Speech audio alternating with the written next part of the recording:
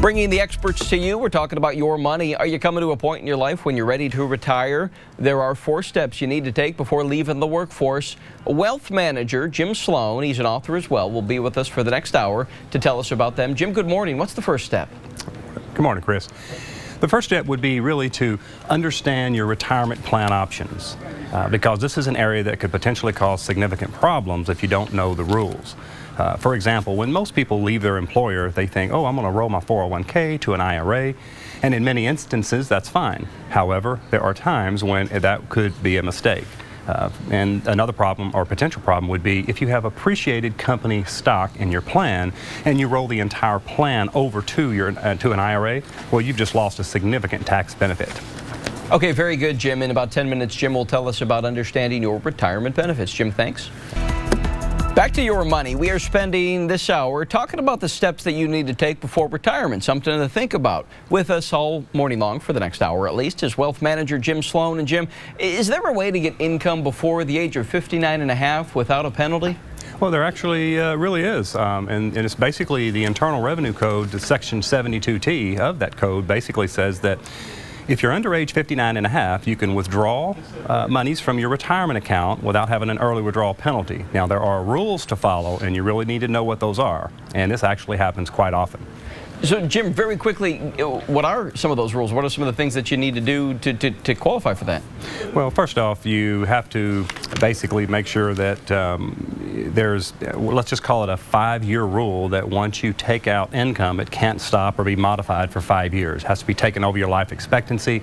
And again, that 5-year rule means you can't stop or alter or modify that income stream for at least 5 years. Okay, interesting. In our next half hour, Jim will tell us about what to do with the investments that you own. So stay tuned for that. And we have an obesity problem in America? Are you kidding me? Bacon and ice cream? All right. Have it your way. Have it your way.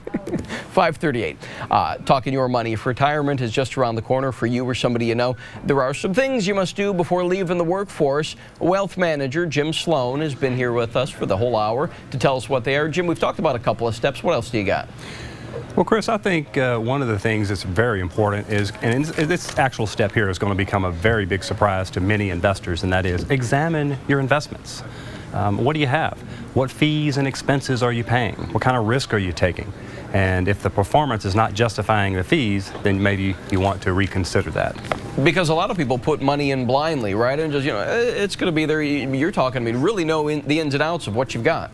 That's exactly right. And what we have found, Chris, over the past multiple years is that you have the informed investor, and respectfully, you have the uninformed investor. And the uninformed investor are the ones that are generally paying excessive fees and have no clue about that unless they begin asking questions. I think I'm the uninformed investor. We need to talk off camera. Jim, thank you. We'll see you once again in about 10 minutes. Jim will tell us how to get the guidance that you need to help make informed decisions.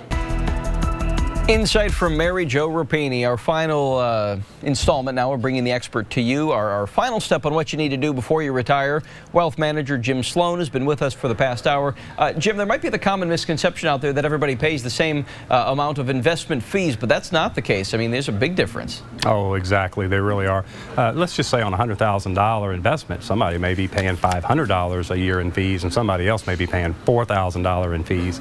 Just depends on where you go to get the investments that you have and who actually is looking after your investments. Let me just real quickly, Chris, say that when it comes to brokerage firms and advisory firms, the big difference is brokerage firms basically they hire brokers and they offer to sell products for their employer, and then you have advisory firms that get paid for their advice. Jim, we appreciate your advice and insight for the last hour. Thank you, sir. Have a great weekend. Thank you.